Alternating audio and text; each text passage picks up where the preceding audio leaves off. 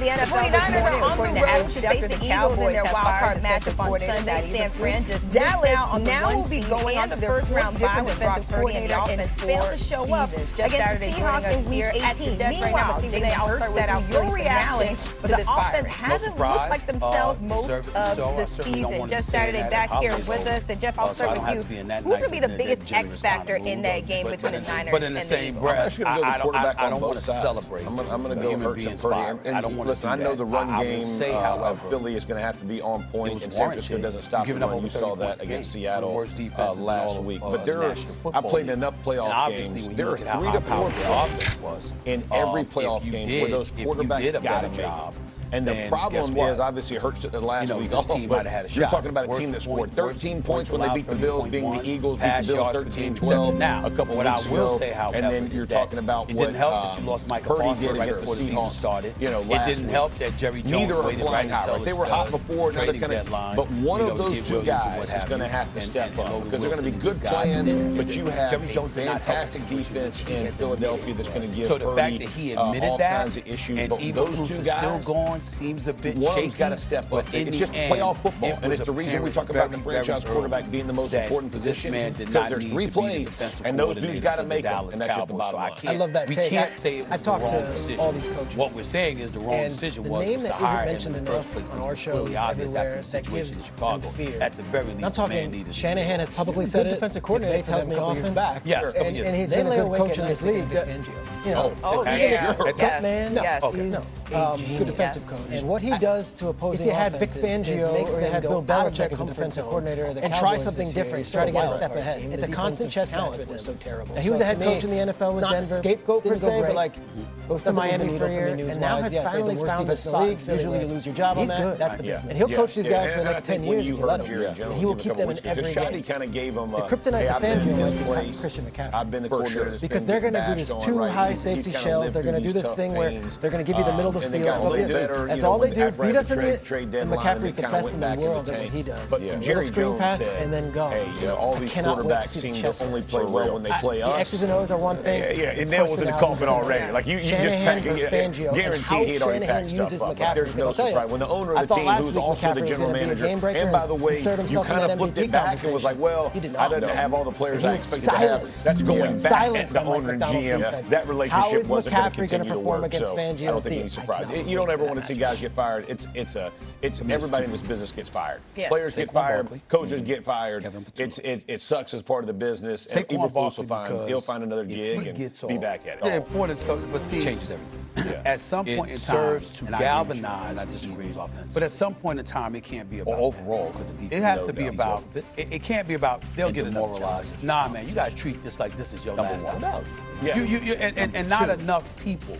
Sometimes it's players, sometimes it's coaches, and we never talk about that. We never talk about how some coaches get lax, some coaches get comfortable. Some coaches do the same old and don't go that extra mile to exhaust. No, A.J. Brown going to be on the sideline. Some of the great coaches, whether it's Belichick, give me the ball. In the pros, you know what I'm saying? I mean, that's what they're going to be doing.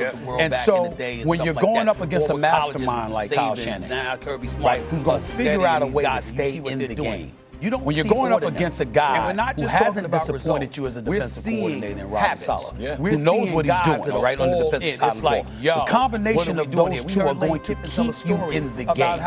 And the tighter it gets, and the next day he comes in the office. This is your first year offensive coordinator. Because we've been preoccupied with these players. Wasn't an offensive coordinator before. We know that the Eagles have struggled offensively. I gave a speech in Alabama that Paul Farmer will tell you about. It's real easy to figure out what to do if Saquon Barkley is running the football. He's sitting in the office talking with me. Even on occasion that you elect to throw the football because you engage in play action, you do what you got to do. The point that I'm making to you is that changes everything. You don't stop. But it also no such thing as makes things very dicey. Complacency not running the for the most part, because how you gonna call the game? Always talking about players. And there are coaches Saleh that get and Shanahan with the same that's a problem, and that's a lot to ask which is why basically a rookie offensive coordinator.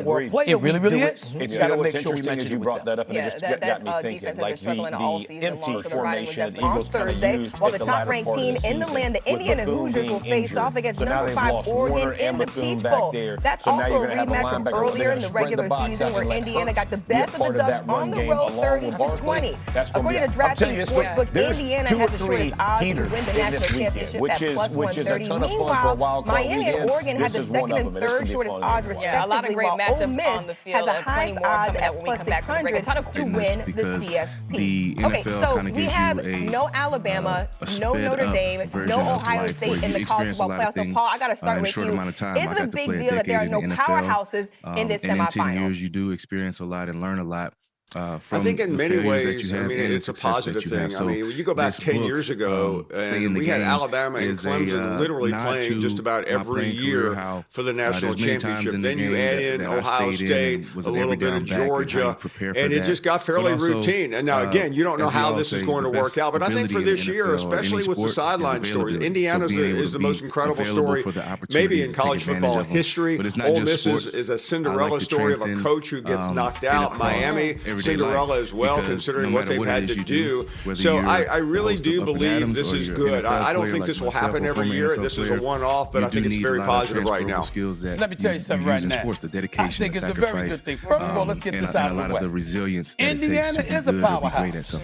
They've been a powerhouse the last 2 years, and they didn't beat Alabama. They kicked their ass. Okay, I mean that was a romp. That was a put Paul Feinbaum on the screen when I say that. They kicked their. I mean, what the hell happened to Alabama? I mean, my God. I mean, you wouldn't have recognized them. I mean, Bear Bryant turnover was great. I mean, Nick Saban is sitting up there alive and turning over. I mean, because he picked him to win the game. I mean, my goodness, I've never seen Nick Saban so wrong in my life. It's just a shocker, okay? Nobody expected that. But they stomped them. They romped them. And oh, by the way, have you seen that defensive line of Miami and how they get at you and how they got their catch? So I'm looking at this and I'm saying, wait a minute here. Let's say, I'm going to tell you why it's not that big of a deal. And I understand. Listen, let me give some insight. I don't know this. I'm guessing. But it's an educated guess because I have been in this place for over 20 years. You understand what I'm saying? I mean, I think that you have people that have trepidation about these teams that are in. Get over it. I'm talking to the honchos at ESPN. Get over it. You ain't got nothing to worry about. There's storylines everywhere. There's storylines. I mean, Chambliss.